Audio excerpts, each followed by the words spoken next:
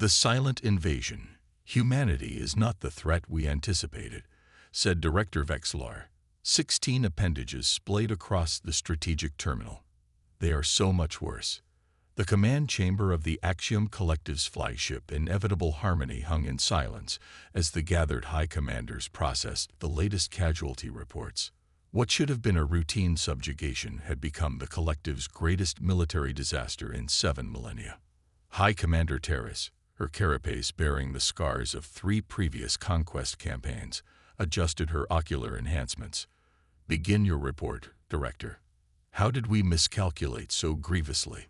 The holographic display illuminated with images of the blue-green world that had seemed so insignificant when first discovered by collective scout vessels.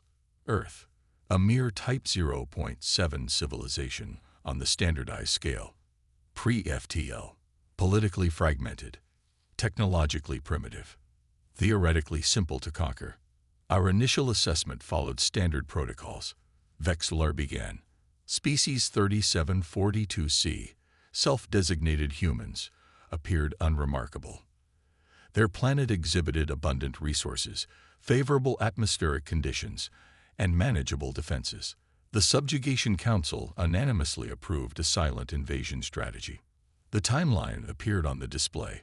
First contact had occurred only 16 solar cycles ago, when a collective deep space monitoring station detected primitive radio signals from the Sol system. Standard procedure dictated observation before contact, and the collective had deployed surveillance probes that gathered data for 2 cycles before determining Earth would make an excellent addition to their expanding empire. Our preliminary infiltration teams reported humans were fractious, prone to infighting, and focused on trivial pursuits, continued Vexlar. The projected resistance probability was calculated at 12.4%, with complete planetary subjugation estimated at 38 cycles. Terrace clicked her mandibles in frustration. Yet here we are, 16 cycles later, with 1/3 of our invasion force destroyed and no significant territorial gains. Explain. The display shifted to footage from the first ground engagement. Collective forces had deployed in what was designated North American region, expecting minimal opposition from the primitive local military units. The footage showed the sleek, advanced battle platforms of the collective moving into position under cover of night. We failed to account for 3 critical factors, Vexlar said, highlighting tactical analyses. First, humans possess extraordinary adaptability. Second, their fractious nature masks an unprecedented capacity for cooperation when threatened. Third, they exhibit what our xenopsychologists now term innovative aggression, the ability to weaponize virtually anything. The footage continued, showing the moment when human forces had first engaged the collective scouts. Rather than flee from the superior technology as expected, the humans had improvised. They'd used their primitive projectile weapons in unexpected ways, firing not at the heavily armored collective units, but at the terrain around them, creating obstacles and traps. Within 72 hours of our first engagement, humans had not only adapted their tactics, but had begun modifying their weapons to target specific vulnerabilities in our systems.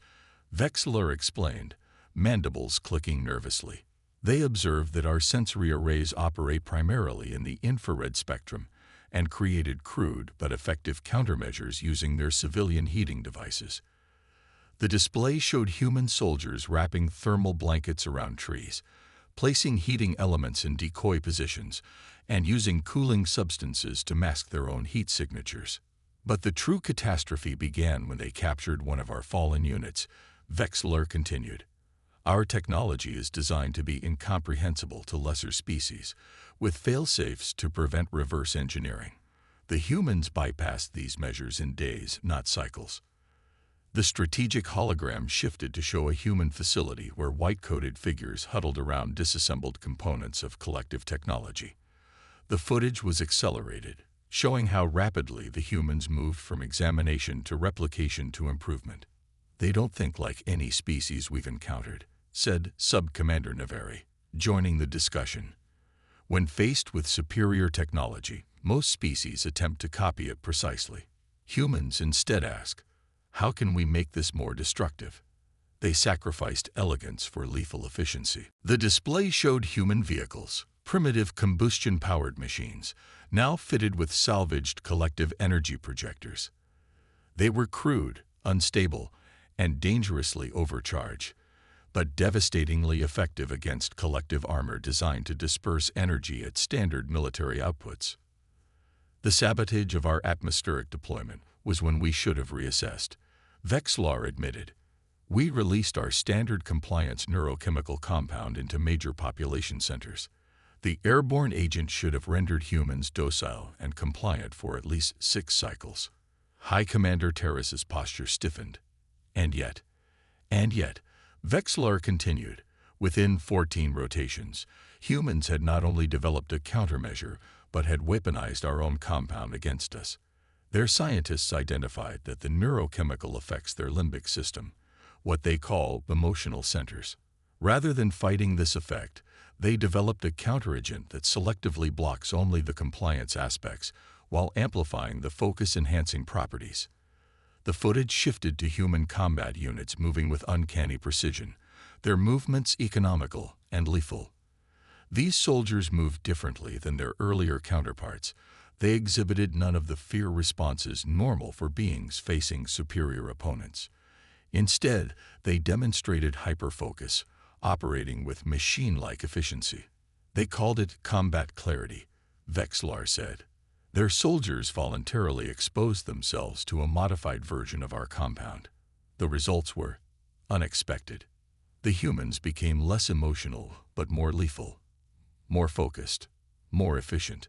This violates fundamental principles of xenobiology, interjected Science Director Null, her voice vibrating with distress. Species aren't supposed to voluntarily alter their neurochemistry for combat advantages. It's unnatural. Humans, as we're discovering, frequently violate fundamental principles, Vexlar replied dryly. But the neurochemical adaptation was merely the beginning. The true turning point came when they unified. The display shifted to show various human leaders gathered in what they called their United Nations. Before the invasion, this organization had seemed largely ceremonial, with little actual authority. Now, it had transformed into a war council. When we began our invasion, humans were divided into 195 sovereign nations, frequently in conflict with one another, Vexlar explained. We assumed this would work to our advantage, divide and conquer, as per standard doctrine. Instead, these divisions evaporated almost overnight. Former adversaries began sharing technology, resources, and military assets with astonishing speed. The display showed human military units from different nations training together, sharing equipment, and developing joint strategies. Their diverse approaches to warfare, once a weakness, had become a strength, allowing them to attack collective forces from multiple directions with unpredictable tactics. This unification has extended to their scientific community as well, added Science Director Null. Human researchers who once competed now collaborate openly, publishing their findings for global access. Their rate of technological advancement has increased by approximately 840% since our arrival. The hologram shifted again, showing the current state of the conflict. Collective landing zones that had once been secure were now under constant assault. Supply lines were compromised. Communication networks were experiencing unprecedented interference as humans exploited vulnerabilities no one had anticipated. What began as a standard subjugation has become an existential threat to the collective itself, Vexlar concluded grimly. They've begun to reverse engineer our propulsion systems. At their current rate of advancement, they could develop crude interstellar capabilities within 6 cycles. They would bring their war to us. High Commander Terrace rose to her full height, her exoskeleton creaking with the movement. The chamber fell silent as she considered the implications. The Council must be informed that Species 3742C cannot be subjugated through conventional means, she finally said. I am authorizing a strategic withdrawal of all collective forces from the Sol system. A quarantine perimeter will be established at the system's edge. Withdrawal, gasped one of the junior commanders. The Axiom Collective has not abandoned a conquest in 12,000 cycles. Because in 12,000 cycles, we have never encountered anything like humans, Terrace replied. They have accomplished in 16 cycles what should have taken centuries. They have unified their planet, adapted our weapons, neutralized our advantages, and are now pursuing us into space. She gestured to the final display, a crude human spacecraft intercepting a collective supply vessel. The human craft had been retrofitted with salvaged collective technology. It told a patchwork of native materials and alien components. It shouldn't have been spaceworthy, let alone combat-capable. Yet the recording showed it successfully disabling the collective vessel's propulsion system with improvised weapons. The most disturbing aspect, Terrace continued, is that they appear to be enjoying themselves. Our xenopsychologists report that humans experience a neurochemical reward response during problem-solving and combat. They are literally evolving through conflict, becoming more dangerous with each engagement. She turned to face her command staff, her posture conveying absolute authority. The day humans declared war was the day our understanding of the galaxy changed forever. We must adapt or face extinction. Begin the withdrawal immediately. As the commanders dispersed to execute her orders, Terrace remained at the strategic display, watching footage of human fighters celebrating a victory over collective forces.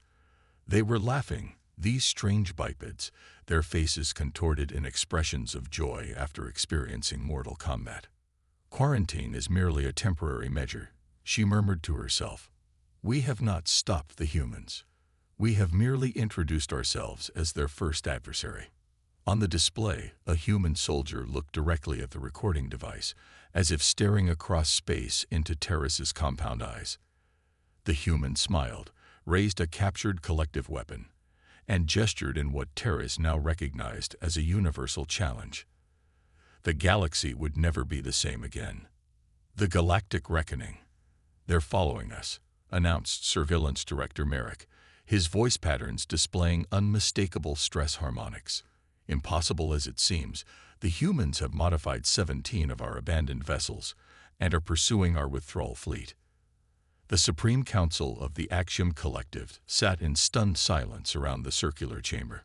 The flagship Inevitable Harmony had retreated to the secured space near the Collective's homeworld, yet the sense of safety that should have accompanied their return to friendly territory was conspicuously absent.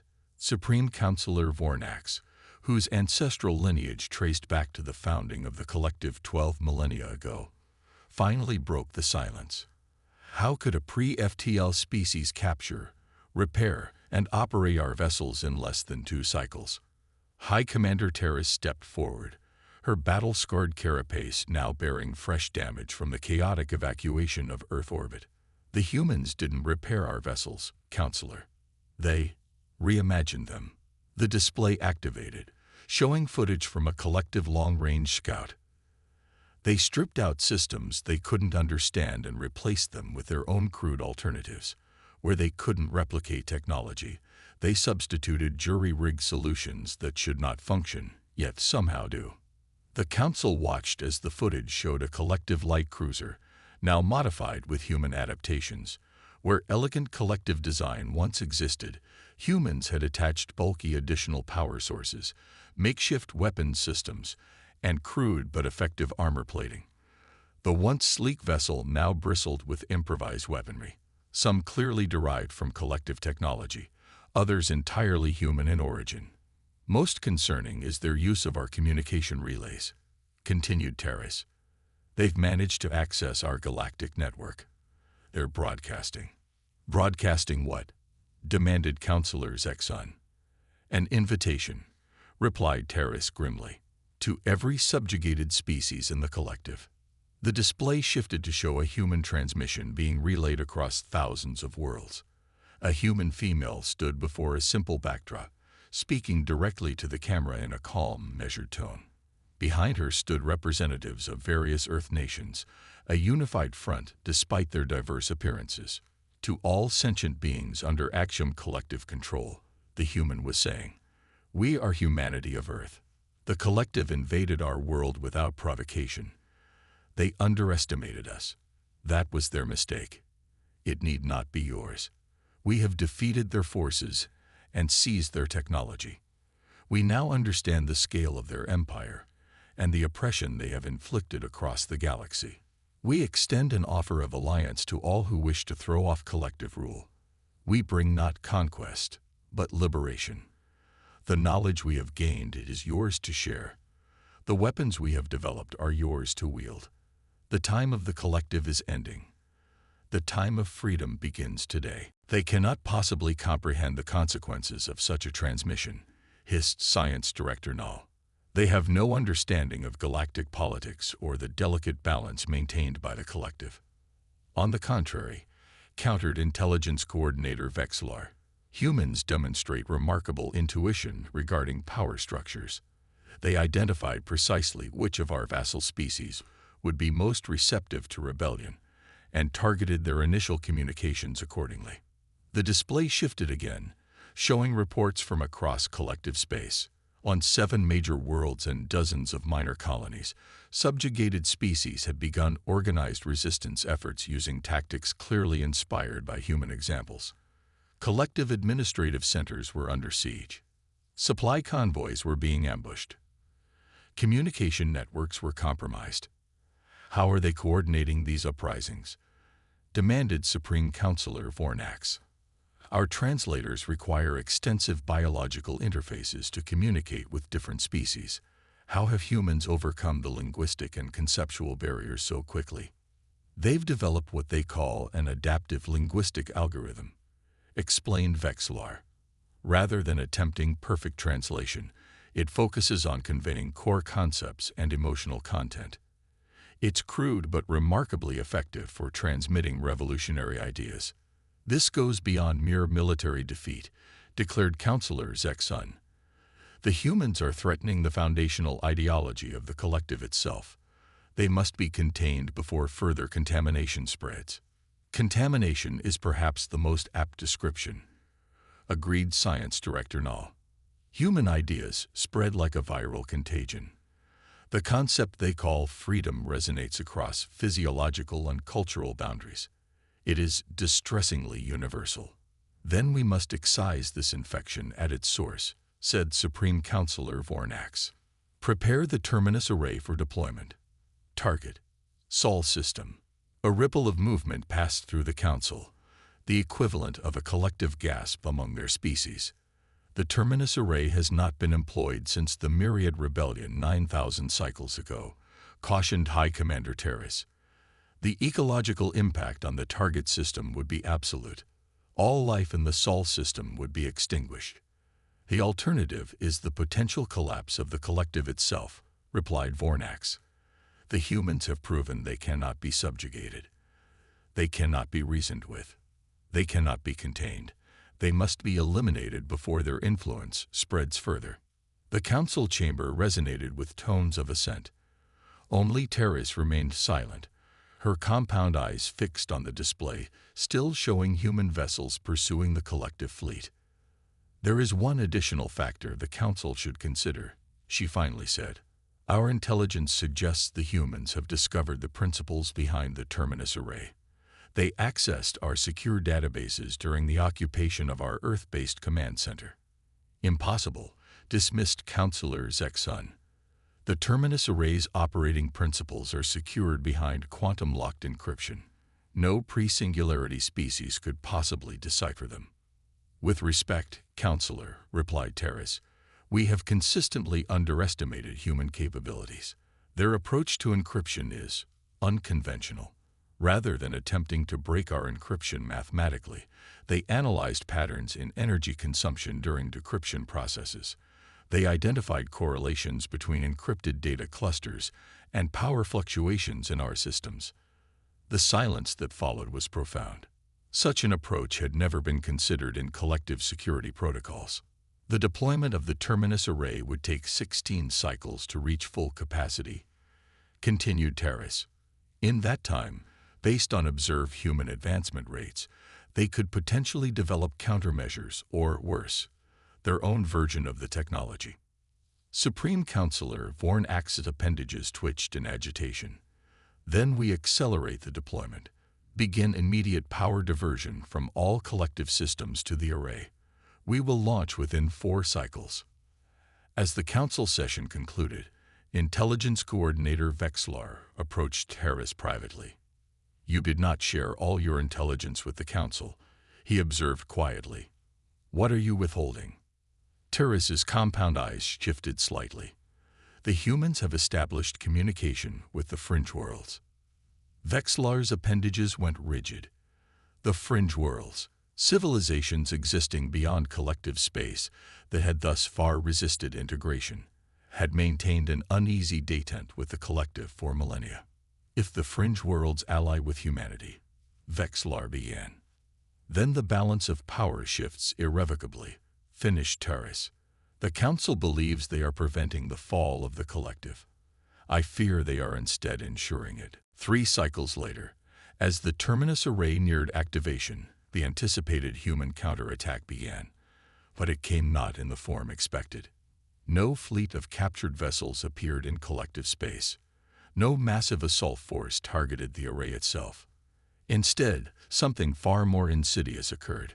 Across every communication channel in collective space, on every world under their control, a simple message appeared, broadcasting continuously in all languages. "The Axiom Collective is preparing to deploy a weapon of absolute destruction against Earth. They would extinguish an entire living world rather than accept defeat. Is this the civilization you wish to serve? Is this the future you choose? We offer an alternative."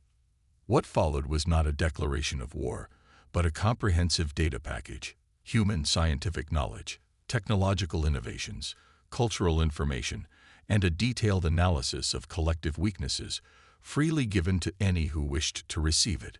"They're weaponizing information," realized Science Director Null as reports flooded in of mass defections across collective space, not conquering territory but conquering minds. The true masterstroke became apparent moments before the Terminus array reached activation potential. Across the collective's core worlds, power systems suddenly failed. Carefully coordinated sabotage, executed by newly rebellious former subjects, plunged the collective's primary infrastructure into darkness. The humans never intended a direct military confrontation, High Commander Terrace reported to the increasingly desperate Council. They understood that the collective's true vulnerability was its reliance on the compliance of subjugated species. "They've turned our own empire against us." As the Council struggled to respond to the escalating crisis, a direct transmission arrived from the lead human vessel, now hovering just outside the collective home system. The same human female who had broadcast the initial invitation to rebellion appeared on the display. Behind her stood representatives not only of Earth nations, but of 7 formerly subjugated species, and, most shockingly, delegates from 3 fringe world civilizations. To the leadership of the Axiom Collective, she began calmly. "Your Terminus array has been neutralized. Your fleet is surrounded. Your subject worlds are in revolt. But we do not come to destroy you. Unlike the Collective, humanity does not seek to eliminate those who oppose us. We seek understanding, cooperation, growth." She paused, her expression solemn yet somehow compassionate. "We offer terms of peace. Withdraw your forces from all subjugated worlds. Dismantle your weapons of mass destruction. Join the galactic community as equals, not conquerors. In return, we will share our technology, our resources, our knowledge. Freely given, not taken by force." Supreme Counselor Vorn Axe's voice vibrated with barely controlled rage. "And if we refuse these terms?" The human's expression didn't change. "Then we will demonstrate why every species that has faced humans in war has learned to dread the day we united against them. The choice is yours. You have one planetary rotation to decide." As the transmission ended, High Commander Terrace surveyed the council chamber. The once proud leaders of the mightiest civilization in known space now huddled together, their confidence shattered by a species that had been unknown to them mere cycles ago. "How?" whispered Counselor Zexun. How could they have defeated us so completely in so little time? Because, Terrace replied, we conquered worlds. They conquered fear. She moved toward the central command terminal. I recommend we accept their terms. 6 solar cycles later, representatives from 47 formerly subjugated species, 5 fringe world civilizations, and the now reformed collective gathered on a neutral space station to formalize the new Galactic Accord. At the center of the negotiations stood the humans, still primitive in many ways, still learning the complexities of interstellar politics, yet undeniably the architects of this unprecedented coalition. Intelligence Coordinator Vexlar, now serving as the collective's chief diplomat, observed the proceedings with a mixture of trepidation and fascination. I still don't understand them, he confessed to Terrace, who had remained his confidant through the transition. They could have destroyed us. Their coalition had overwhelming military advantage. Yet they chose restraint. Because, replied Terrace, humans understand something we never grasped in 12,000 cycles of conquest. True power lies not in subjugation, but in alliance. Not in taking, but in giving. She gestured toward the human delegation, now engaged in animated discussion with representatives from worlds across the galaxy. The day humans declared war was indeed a day the galaxy shuddered, she continued, but not for the reasons we anticipated. The galaxy shuddered because everything changed. The old order ended. A new one began. Across the chamber, the human female who had delivered the terms of peace caught Terrace's compound gaze. She offered what humans called a smile, a gesture that had once seemed threatening, but now Terrace recognized as one of their many expressions of goodwill. They are dangerous, Vexlar observed, following Terrace's gaze. Yes, agreed Terrace, but not because they are conquerors, because they are catalysts. They change everything they touch. She clicked her mandibles in what had become her approximation of a human laugh. And I believe the galaxy will be better for it. The human raised a ceremonial drinking vessel in Terrace's direction, a gesture of respect across species boundaries that would have been unthinkable under the old collective. Terrace raised her own vessel in response. The war was over. The real challenge, learning to live alongside humans, had just begun.